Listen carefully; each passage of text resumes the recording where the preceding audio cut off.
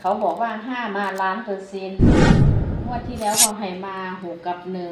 1วิ่ง9,000,000%มันก็ออก09งวดที่แล้วก็คือให้มา1 กับ 6บ่1 กับ 6มันไม่ออกแต่ว่าเขาบอกว่าวิ่ง9,000,000%มันก็ออกถ้า09ว่าให้มา1กับ6มันเป็นตัวเป็นหลัก ประกบบอก จ้าเป็นหลักจ้าแต่ว่าบัดนี้ให้วิ่ง9,000,000%อย่างเจ๊ตังเข้าใจว่าเลขวิ่ง9คือเป็นตัวเด่นบ่แม่นเด้ไม่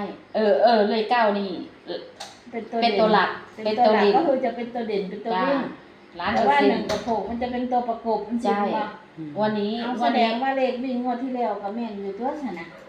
วันนี้เขาให้3 กับ 7 อ๋อวิ่ง5,000,000%เราต้องเน้น5วันนี้ ก็แสดงว่าเลขเด่นของเฮานี่คือต้องเด่นหาวิ่งหา จ้า ตัวประกบนี่จะเป็น3กับ7จ้า ก็เลขนี้แสดงว่ามีที่มาอยู่แล้วเนาะ แม่น มันเป็นเลขลับของ อาจจะเป็น57 58ก็ได้วันนี้ มันเป็นเลขลับของมันเป็นไหนลักษณะ แม่นเพราะว่าเลขของไหมา1,000,000%มันคือออกเลย หึ ออกเลย เพราะว่ามันมาทุกงวด จ้า มา แสดงว่าง วดบ้านเขาให้เก่ามา1,000,000%มันก็ออก09วันนี้เขาให้มาหาแล้วก็แล้วแต่เขาสิจับเอาตัวใดใส่ แสดงว่าผู้ที่ได้มานี่มั่นใจแฮง จ้ามั่นใจ ที่เราให้ฟังเลยเนาะ จ้า มันเป็นเลขลับเนาะค่ะน้อง แม่เป็นเลขลับเขาคือให้ตัวใดมาดีเด่นตัวใดนี่คือออกตัวนั้น ช่วงแรกเขาจะให้เลขประกบกับเลขเด่น จ้าม มาสกอนแม่นบ่ จ้า บัดนี้ เขาสิให้มาประมาณบ่ายโมงเสียงวดที่แล้วเขาให้มา09ตัวเดียวน่ะ บ่ายสอง เดียวเลยนะ จ้าบ่าย2เพิ่นเลยบ่มีหม้องซื้อจ้า09ตัวเดียว แสดงว่าเลขลับวงในบ่พี่น้องมัน อาจจะแม่น เวลามันคือมันให้เวลาคือหลังเที่ยงมันบ่จะ จ้า ว่าคันหลังเที่ยงนี่คือเป็นเลขที่แบบว่า มันแบบ หาซื้อบ่ มัน ได้ ด่วน จ้า มันด่วนแล้ว จ้า ด่วนสุดๆแล้ว วั เนาะ นนี้อาจจะเขาก็จะให้มาตัวเดียวเขาก็ อืม ลองฟังก่อน แต่ว่าวิ่งหาเนี่ยมาเนี่ย1,000,000%เลย งวดที่ผ่านมานะคะ วิ่ง FC วิ่ง9เนาะ จ้า วิ่ง9มา1,000,000% จ้า ก็เข้า09 จ้า ให้09ด้วยแม่นบ่ จ้า แสดง ให้ ว่า 09ตัวเดียวเลยมั้ง ตัวเดียวเม็ดเดียว จ้าเพิ่นบ่ได้โทรมาบอกว่าให้ซื้อให้แน่ อืม อืม แล้ว แต่ วั ว่าน เพิ่นก็ถือหลาย แล้ววันนี้เพิ่นน่ะสิถึงมาจังหวัดละค่ะ เพิ่นถือว่าสมวด ทุกงวด จ้า ถ้ามาถูกทุกงวดนี่ก็คืออย่าง ร้อย ว่าย้อนหลังไปนี่มันจักงวดติดไหมคะ 3งวดค่ะ อ๋อล่าสุดนี่3งวดติด มันสิบ่เข้าอยู่2งวด หมายความว่าก่อนหน้านี้ก็คือหลุด2แล้วก็ จ้ะ เพิ่งมาเข้า3งวดติดนี้ จ้า อืม วันนี้มาหาบ้านเปอร์เซ็นต์ บัดนี้อันเลขจับคู่มีบ่ค่ะที่ว่าจับให้ตอนนี้ไหมเว้าให้ฟัง ยังบ่มีค่ะแต่เขาอยากเข้าบ้านปล่อย เอาเขาให้แค่นี้ จ้า ถ้าเขาจะปล่อยนี่เขาจะปล่อยตอนไหน บ่าย2ค่ะ แม่ท่านเนาะพี่น้อง บ่าย2นี่บ่ทันดอก บ่าย 2วันที่1เลย จ้า แต่ว่าคันผู้ใดได้ติดตามรับชมในคลิปนี้ก็คือที่เฮาอันที่เจเพิ่นเว้าให้ฟังเนาะเฮาก็สามารถเอาตัวเด่นตัววิ่งน่ะใครมักตัวใดก็เอาไปประกบเอา ยิงหลุดเลย จ้า คันใครมักสายรูดก็รูดเบิดเลย จ้าวิ่ง5,000,000%ยังไง รูด5เลย รูด5ไปกลับ ใส่กับ100%บัดนี้ถามเจมักตัวใดถ้าแม่นว่ารูด มักหานะ52 53 52 53 58 52 53แล้วก็58 จ้า อันนี้คือ อาจจะกลับแน่ก็ได้ถ้าบ่กลับก็ยันตับแตกเนาะ ไปกลับบนล่างเนาะ จ้า นี่ก็เป็นแนวทางนะคะที่เป็นเลขลับวงในเนาะ จ้า มาดีได้ยินได้เมื่อกี้ว่าอิหยังก็เด็กน้อยบอกพ่อแม่ 81ค่ะ อาจจะออกล่าง วันนี้ จ้าเพราะว่าบ้านมันบอก87 8หาน้ำดีบ่ ไม่ใช่ว่า8หาน้ำก็ดีกันเพราะว่ามันเข้ามาในหลักไหม ค่ะ เข้ามาในหลักคือเฮาวิ่งหารบ่มันอาจจะมา8หา58ก็ได้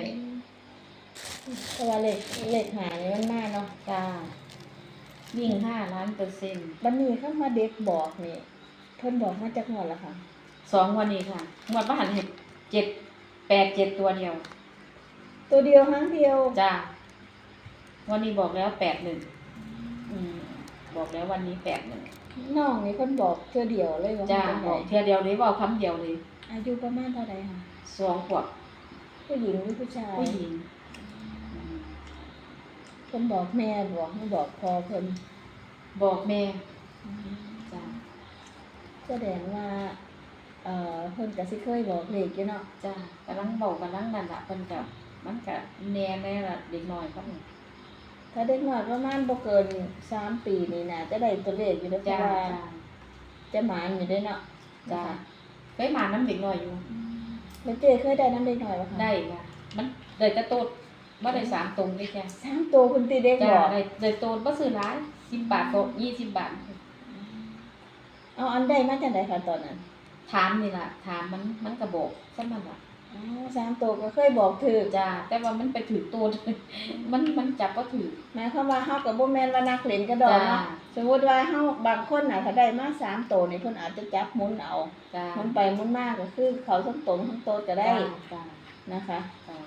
อันนี้เพิ่นอาจจะบ่แม่นนักกีฬาเลขโดยตรงพี่น้องก็คือเอาแค่ตัวเจ้าของมา จ้า เนาะ มันตัวใดก็เอาตัวนั้นล่ะ แม่นวันนี้งวดนี้เด็กน้อยเพิ่นก็บอกแล้ว จ้า81ตัวเดียว ตัว บ เดี อ ยว กตัวเดียวเลยบ่มีตัวอื่นเลยมีบอกว่า81ตัวเดียว แค่นี้ จ้า อันนี้ก็เป็นเลขเด็กบอกนะคะ FC 81ตัวเดียวหางเดียวเม็ดเดียวเนาะเจ จ้า เนาะ จ้า นะคะ โชคมาเด้อ FT ฝาก FC ไว้นะคะ เพราะว่าตอนนี้เจ๊ต่างก็เดินทางมาที่จังหวัดบุรีรัมย์เนาะเจเนาะ จ้า เจยังวะค่ะ เจ๊แพ แค่ เจ๊แพรนะคะพี่น้องแต่มาพบเจ๊แพรตอนนี้จะทุ่มแล้ววุ้นี่ 2 ทุ่มกว่า 2 ทุ่มกว่าแล้วนะคะพี่น้องก็เลยนั่งเล่นนะคะบรรยากาศพี่น้องมนทการพารวยนะคะ แล้วก็เจ๊หนึ่งนะคะ เจ้าของบ้านนั่งพักกันนั่งเล่นอยู่นี่แหละคุยกันสักก่อนจักหน่อยก็เลย โซเลเรื่อง โซเลเรื่องเลขพี่น้องก็เลยถามเจ๊แพรนะคะก็เลยได้ตัวเลขนะคะจ้าตัวประกบนี่จะเป็น3กับ7 จ้า ก็เลขนี้แสดงว่ามีที่มาอยู่แล้วเนาะ แม่น มันเป็นเลขลับขง อาจจะเป็น5758ก็ได้งวันเนี้ย มันเป็นเลขลับมันเป็นไหนลักษณะ แม่น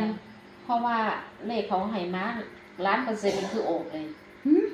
ออกเลย เพราะว่ามันมาทุกงวด จ้า มา แสดงว่าง วดบ้านเขาให้เก่ามา1,000,000%มันก็ออก09วันนี้เขาให้มาหาแล้วก็แล้วแต่เขาสิจับเอาตัวใดใส่ แสดงว่าผู้ที่ได้มานี่มั่นใจแห้ง จ้ามั่นใจ ที่เราให้ฟังนี่เนาะ จ้า มันเป็นเลขลับเนาะค่ะนาง แม่เป็นเลขลับเขาคือให้ตัวใดมาดีเด่นตัวใดนี่คือออกตัวนั้น ช่วงแรกๆเขาจะให้เลขประกบกับเลขเด่น จ้า มาสกอนกันบ่ จ้า บัดนี้ เขาสิให้มาประมาณบ่ายโมงเสียงวดที่แล้วเขาให้มา09ตัวเดียวน่ะ09ตัวเดียว แสดงว่าเลขลับวงในบ่พี่น้องมัน อาจจะแม่น แต่ว่ามันคือมันให้เวลาคือหลังเที่ยงมันบ่จะ จ้า ว่าคันหลังเที่ยงนี่คือเป็นเลขที่แบบว่า มันแบบ หาซื้อบ่ มัน ได้ โดน จ้า มันโดนแล้ว จ้า โดนสุดๆแล้ว วัน เนาะ นี้อาจจะเขาก็จะให้มาตัวเดียวเขาก็ อืม ลองฟังก่อน